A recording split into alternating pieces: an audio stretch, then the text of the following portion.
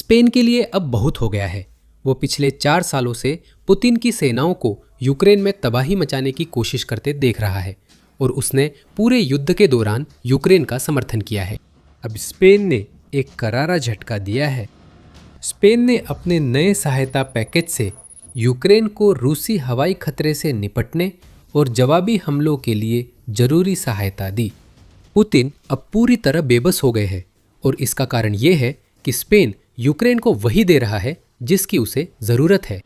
ये खबर 22 अप्रैल को सामने आई थी। स्पेन यूक्रेन को 100 वामटैक बख्तरबंद टैक्टिकल वाहन देने जा रहा है। साथ ही 155 मिमी तोप के गोले की अज्ञात मात्रा भी भेजी जाएगी। यूक्रेन रक्षा मंत्रालय ने मई में शुरू होने वाले शिपमेंट की घोषणा की।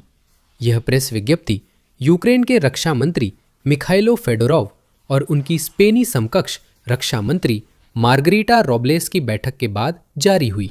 यूक्रेन ने 2026 में 1 अरब यूरो सहायता के लिए स्पेन को धन्यवाद दिया। मंत्रालय ने बताया कि बैठक के दौरान दोनों पक्षों ने यूक्रेन की प्राथमिकताओं के अनुसार इन संसाधनों के सबसे प्रभावी उपयोग पर चर्चा की। इसी के साथ यह भी स्पष्ट हुआ कि 2026 के अंत तक यूक्रेन की मदद के लिए स्पेन कितना खर्च करने जा रहा है। 1 अरब यूरो करीब 1.15 अरब डॉलर है। यानी यह सहायता पैकेज यूक्रेन को मिलने वाले उपकरणों और स्पेन के योगदान के हिसाब से बड़ा है। रोब्लेस ने पुतिन और उनकी सेना पर तीखी टिप्पणी की। प्रावदा के अनुसार अप्रैल के अंत तक 9,000 से ज्यादा सैनिकों को स्पेनिश सेना प्रशिक्षित करेगी।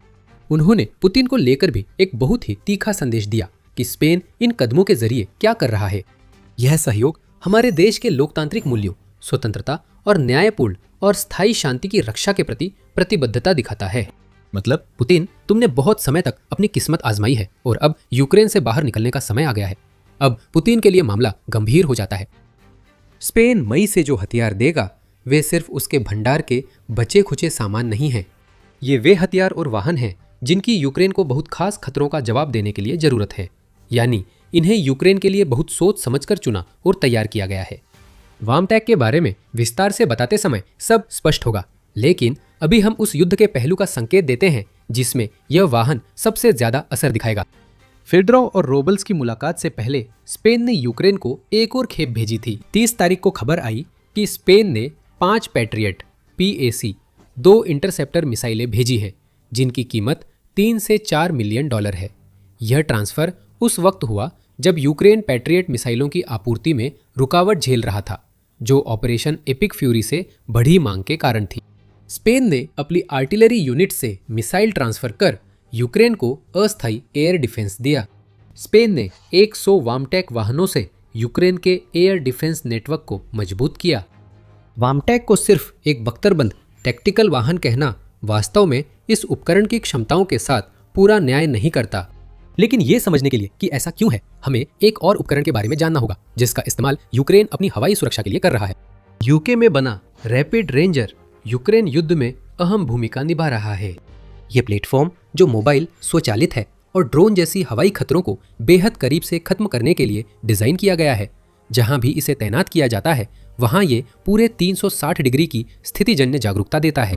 ये मॉड्यूलर भी है। यूनाइटेड 24 मीडिया के अनुसार रैपिड रेंजर विभिन्न रडार प्रणालियों से लैस होकर स्वतंत्र या वायु रक्षा नेटवर्क के हिस्से के रूप में काम कर सकता है। इसमें पैनोरामिक इंफ्रारेड सेंसर लगाया जा सकता है, जिससे ये रैपिड रेंजर की मानक 15 किलोमीटर या 9.3 मील की रेंज से भी आगे लक्ष्यों का पता लगा सकता है।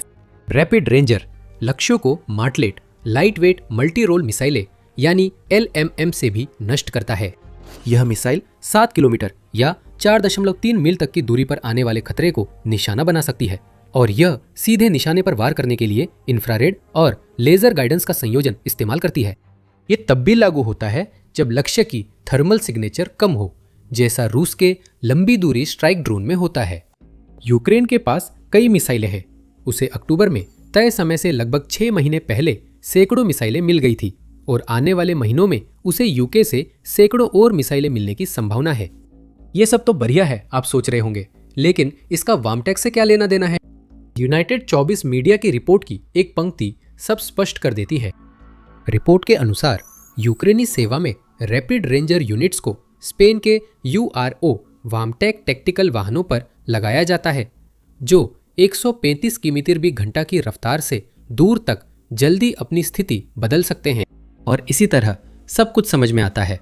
स्पेन ने यूक्रेन को साधारण वाहन नहीं दिए, ये 100 ऐसे वाहन देने जा रहा है जो युद्ध में साबित हो चुके हैं और यूक्रेन द्वारा रूस के ड्रोन और मिसाइलों को रोकने के लिए इस्तेमाल किए जा रहे सबसे महत्वपूर्ण एयर डिफेंस सिस्टम में से एक के साथ पूरी तरह से अनुकूल है।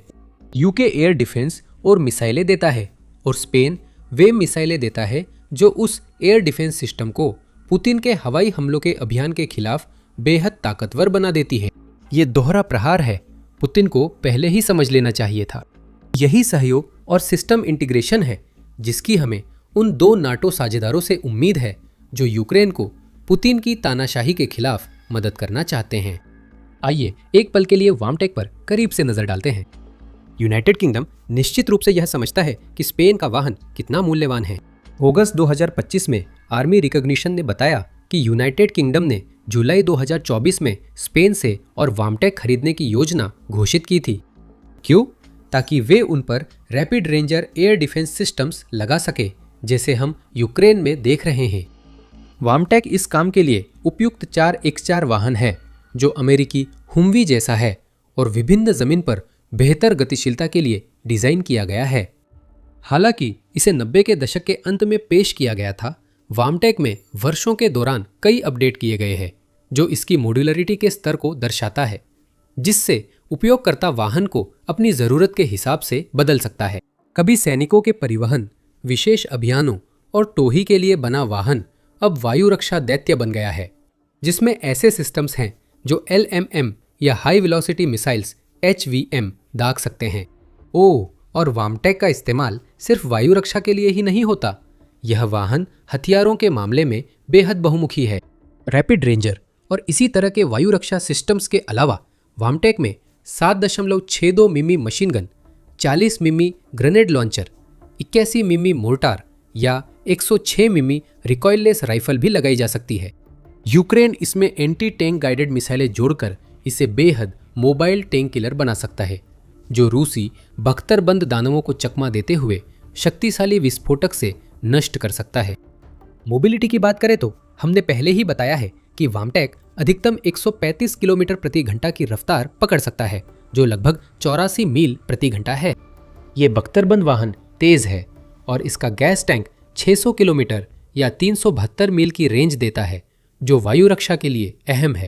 इसका मतलब है कि एक रैपिड रेंजर से लैस वामटेक को किसी स्थान पर भेजा जा सकता है, वहां अपने मिसाइल दाग सकता है और फिर मीलों दूर किसी दूसरे स्थान पर जाकर वही काम दोहरा सकता है। बर्फ, कीचड़, बर्फीली सतह, रेत और पथरीली जमीन भी वामटेक को नहीं रोक सकती। यह बिना किसी चिंता के आसानी से भाग सकता है या अगले स्थान पर जा सकता है कि वह रूसी जवाबी कार्रवाई के लिए असुरक्षित हो जाएगा। यह और भी बेहतर हो जाता है, ढलान भी कोई समस्या नहीं, बमताज 70% की ढलान पर भी चढ़ सकता है। यह 750 मिमी गहराई तक पानी को सामान्य रूप से पार कर सकता है या विशेष तैयारी के साथ 1500 मिमी तक। ये लगभग 5 फीट पानी है जो इस स्पेनिश वाहन के रास्ते में नहीं आ सकता। हम इन सब बातों से जो कहना चाह रहे हैं वो बहुत सीधा है। स्पेन 100 सबसे बहुमुखी बख्तरबंद वाहन यूक्रेन को दे रहा है। 155 मिमी आर्टिलरी राउंड्स को मत भूलिए। यूक्रेन के रक्षा मंत्रालय या स्पेन की ताज़ा मदद की रिपोर्ट में ये नहीं बताया गया कि यूक्रेन को कितने राउंड्स मिलेंगे। ये राउंड्स कई पश्चिमी आर्टिलरी सिस्टम्स के साथ संगत है जो यूक्रेन के पास है। इसके अलावा यूक्रेन द्वारा खुद विकसित की गई बोदाना सेल्फ प्रोपेल्ड होवित्जर के साथ भी हम फिर एकीकरण और सहयोग देख रहे हैं। पहले यूके की एयर डिफेंस सिस्टम्स स्पेनिश वाहनों के साथ थी, फिर स्पेनिश आर्टिलरी राउंड्स यूक्रेन की तोपखाना प्रणालियों के साथ। यहाँ हम स्पेन और यूक्रेन के पहले से मजबूत संबंधों के और मजबूत होने को देख रहे हैं। पहले से बनी नींव पर निर्माण हो रहा है, लेकिन हमें समझना होगा कि यह नई डिलीवरी यूक्रेन को युद्ध के मैदान में क्या देती है। और उससे पहले ये आपका त्वरित रिमाइंडर है कि आप द मिलिट्री शो देख रहे हैं। अगर आप ऐसी ही जानकारी देखना चाहते हैं तो चैनल को सब्सक्राइब करना न भूलें ताकि आप हमारे किसी भी वीडियो को मिस न करें। तो हम समझ सकते हैं कि वामटेक यूक्रेन के लिए तब उपयोगी होगा जब उसे रूस की ओर से आने वाली हवाई चुनौती का सामना करना पड़ेगा। ये कितना उपयोगी है ये तब पता चलता है जब हम आंकड़ों पर करीब से नजर डालते हैं। सिर्फ मार्च महीने में ही यूक्रेन के रक्षा मंत्रालय ने रिपोर्ट किया कि रूस ने उसके क्षेत्र में 6,462 ड्रोन और 138 तरह तरह की मिसाइलें दागी। यूक्रेन ने इनमें से अधिकतर हवाई प्रक्षेपियों को सफलतापूर्वक रोका।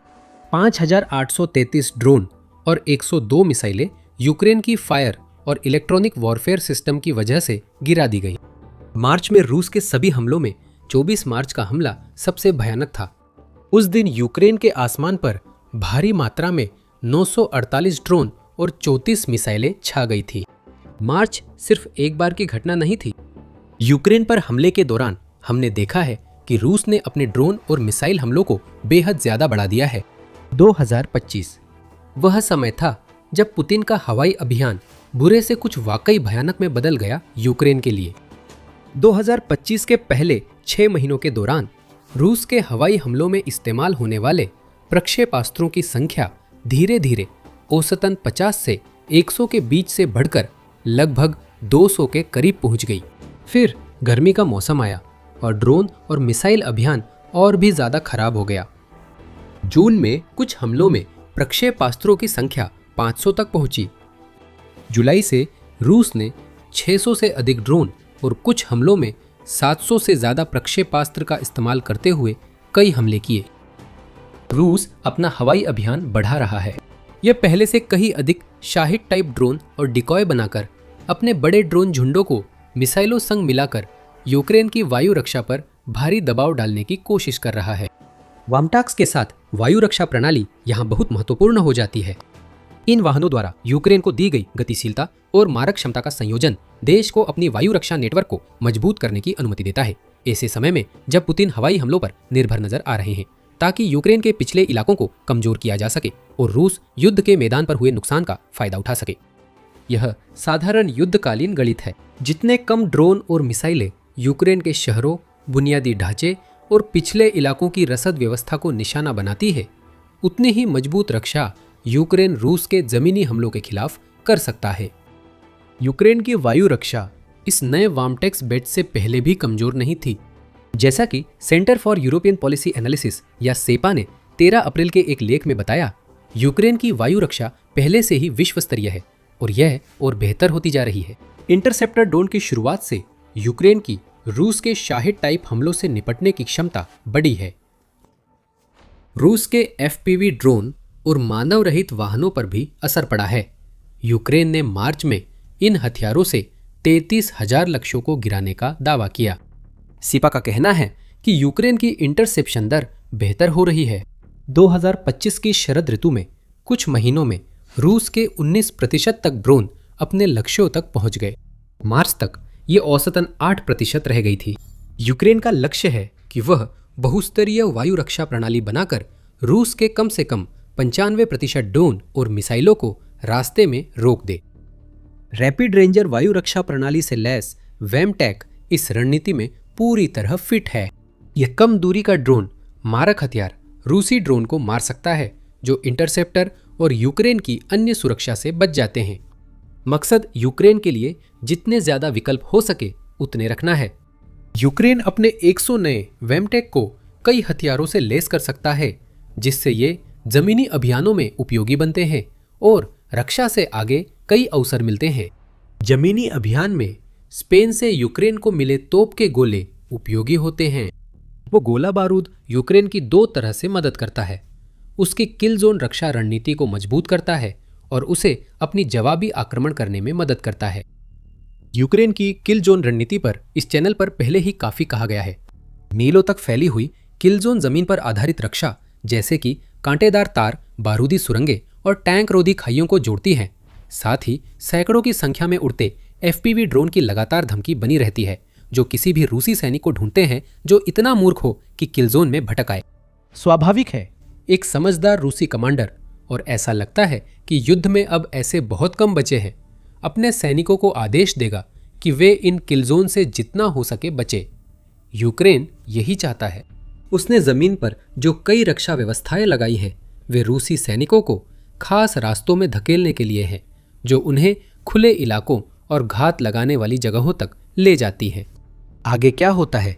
ड्रोन और तोपों की गोलाबारी रूसी सैनिकों व उनके बख्तरबंद वाहनों को तबाह कर देती है। यूक्रेन के पास रणनीति जारी रखने के लिए पर्याप्त ड्रोन है और 2026 में 70 लाख ड्रोन बनाने का लक्ष्य है। कई यूरोपीय देशों के साथ उसकी साझेदारियों के कारण यूक्रेन द्वारा बनाई गई घात लगाने वाली जगहों पर ड्रोन का खतरा ऊंचा बना रहेगा। यूक्रेन को जितने ज्यादा तोप के गोले मिल सकते हैं उतने चाहिए ताकि वह अपनी घात को जितना संभव हो सके उतना घातक बना सके। स्पेन की नई सहायता भी उसी गोला बारूद आपूर्ति श्रृंखला में जाती है जिसे चेक पहल और यूक्रेन के अपने घरेलू तोपखाना उत्पादन का भी समर्थन मिल रहा है। यूक्रेन का जवाबी हमला भी है। रूस द्वारा फरवरी में स्टारलिंक की पहुंच खोने पर यूक्रेन की जमीनी सेनाओं ने दक्षिण में जवाबी हमला कर काफी इलाका वापस लिया। अप्रैल की शुरुआत तक यूक्रेन की सशस्त्र सेनाओं के कमांडर इन चीफ ओलेक्जेंडर सिरस्की रिपोर्ट कर रहे थे कि यूक्रेन ने 12 बस्तियों को आज़ाद करा लिया है और 480 वर्ग किलोमीटर या लगभग 185 वर्ग मील क्षेत्र वापस ले लिया है। यूक्रेन ने अग्रिम मोर्चों से आगे तक फैले ग्रे जोन में संचार अव्यवस्था का फायदा उठाकर यह उपलब्धि हासिल की। ड्रोन समर्थित खोजी और सफाया करने वाले दस्ते उन रूसी घुसपैठियों को खत्म कर रहे हैं जिनका उन इलाकों पर शुरू से ही कमजोर नियंत्रण था जिन पर उन्होंने दावा किया था। जहां तक रूस की मजबूत रक्षा व्यवस्था का सवाल है तो तोपखाना इसमें बहुत बड़ी भूमिका निभा सकता है। यूक्रेन को किसी रूसी ठिकाने पर संयुक्त तोपखाना और ड्रोन हमला करने के लिए सिर्फ एक टोही ड्रोन द्वारा उस ठिकाने का पता चलना ही काफी है जिससे उसे सारी जरूरी जानकारी मिल जाती है। फिर से ऐसे हमले करने के लिए गोला बारूद की जरूरत होती है। स्पेन ने अभी अभी अपना वार्म टैक्स और गोला बारूद यूक्रेन को दिया है और ऐसा करके वह यूक्रेन की मदद कर सकता है कि वह रूस से अपना और अधिक इलाका वापस हासिल कर सके, जबकि पुतिन अपनी नाकाम वसंत आक्रामक कार्रवाई को आगे बढ़ाने की कोशिश कर रहे हैं। इन बातों से पुतिन आग बबूला हो जाएंगे। रूस की असली समस्या ये है कि स्पेन का नया दान दिखाता है। पुतिन की यूक्रेन और उसके पश्चिमी साझेदारों में फूट डालने की कोशिशें नाकाम हो रही हैं। आरबीसी यूक्रेन की रिपोर्ट के अनुसार फ्योडोरोव और रोब्लास के बीच हुई बैठक से जुड़ी अन्य बातें ये है कि दोनों ने अपने रक्षा सहयोग को बढ़ाने के लिए प्रतिबद्धता जताई है, खासकर वायु रक्षा और लंबी दूरी की गोला बारूद पर ध्यान केंद्रित करते हुए। दोनों देशों ने यूक्रेन के आसमान की सुरक्षा को प्राथमिकता के रूप में पहचाना है और इसका मतलब है कि वे VAMTAC जो यूक्रेन की वायु रक्षा में मदद कर सकते हैं वे स्पेन द्वारा प्रदान की जाने वाली एकमात्र चीज नहीं है। क्या आपको वे 5 पैट्रियट इंटरसेप्टर मिसाइलें याद हैं जिनका हमने वीडियो में पहले जिक्र किया था? आरबीसी यूक्रेन के अनुसार स्पेन अब यूक्रेन के साथ मिलकर जितने अधिक पैट्रियट सिस्टम्स संभव हो सके उन्हें उपलब्ध कराने पर काम कर रहा है। साथ ही यूक्रेन की रक्षा को मजबूत करने के लिए विभिन्न प्रकार के हथियारों के एकीकरण पर भी काम कर रहा है। फेडरोव ने आगे कहा कि यूक्रेन के लिए नाटो देशों को अमेरिकी हथियार खरीदने में सक्षम बनाने के लिए जो पर्ल मैकेनिज्म स्थापित किया गया था वह इन प्रयासों के लिए बहुत महत्वपूर्ण होगा। इन सबसे पहले भी स्पेन ने यह बहुत स्पष्ट कर दिया था कि उसका मानना है कि यूक्रेन के साथ मिलकर काम करना ही पुतिन की आक्रामकता से निपटने का सबसे अच्छा तरीका है। अगस्त 2025 में स्पेन के विदेश मंत्री जोसे मैनुएल अल्बारेस ने यह स्पष्ट किया। यूक्रेन के लिए सबसे अच्छी सुरक्षा गारंटी उसकी सेना को मजबूत करना है क्योंकि वही उसे सुरक्षा, संप्रभुता और स्वतंत्रता दिला रही है। और यही हम कर रहे हैं। यूक्रेनी सेना को सैन्य उपकरण उपलब्ध करा रहे हैं ताकि यह सुनिश्चित किया जा सके कि यूक्रेनी सेना यूक्रेन की संप्रभुता और क्षेत्रीय अखंडता की गारंटी देने में सक्षम हो, अल्बारेस ने कहा। उन्होंने साफ नहीं कहा पर उनके बयान से लगता है कि स्पेन मानता है यूक्रेन रूस की सेना के खिलाफ यूरोप की पहली रक्षा पंक्ति है और रूस की नजरें यूरोप के अन्य हिस्सों पर भी हैं। अगर यूक्रेन असफल होता है तो नाटो के लिए समस्या खड़ी हो जाएगी। यूक्रेन को सहायता देने से रूस यूरोप में आगे नहीं बढ़ेगा। 18 मार्च को यूक्रेन और स्पेन के बढ़ते संबंधों के और प्रमाण मिले। यूक्रेन ने उसी तारीख को स्पेन के साथ 5 नए द्विपक्षीय समझौतों पर हस्ताक्षर की घोषणा की जिनके तहत दोनों देश संयुक्त रक्षा उत्पादन, रेलवे आधुनिकीकरण और विभिन्न वित्तीय मामलों में सहयोग करेंगे। पुतिन ये सब नहीं देखना चाहते। उनका आक्रमण रूस के यूक्रेन में घुसने के बाद यूरोप में अफरा तफरी और अराजकता फैलाने के लिए था। इसके बजाय पुतिन केवल यूक्रेन को और मजबूत बनाने में ही सफल हुए हैं, चाहे वह सैन्य रूप से हो या एक शक्तिशाली भू राजनीतिक खिलाड़ी के रूप में उसकी स्थिति के लिहाज से। स्पेन से मिली ताज़ा सहायता युद्ध में बड़ा असर डालेगी। पुतिन को असली चिंता इस मदद के पीछे छिपे संदेश से होगी। स्पेन अभी भी यूक्रेन का सहयोगी है और रूस इसके खिलाफ कुछ भी नहीं कर सकता। यूक्रेन और स्पेन के बीच गहरे होते संबंध यूक्रेन और उसके यूरोपीय साझेदारों के बीच रूसी आक्रामकता का मुकाबला करने के लिए सहयोग के और भी व्यापक विस्तार का सिर्फ एक हिस्सा हैं। पूर्वी यूरोप, विशेषकर बुल्गारिया में उठाए जा रहे कदम आने वाले वर्षों में यूरोपीय सुरक्षा को प्रभावित कर सकते हैं। इन कदमों में यूक्रेन शामिल है और आप जान सकते हैं कि कैसे हमारे वीडियो को देखकर। अगर आपको वीडियो पसंद आया हो तो द मिलिट्री शो को सब्सक्राइब करें ताकि यूक्रेनी और यूरोपीय सुरक्षा से जुड़े ताज़ा घटनाक्रमों का विश्लेषण देख सके। देखने के लिए धन्यवाद।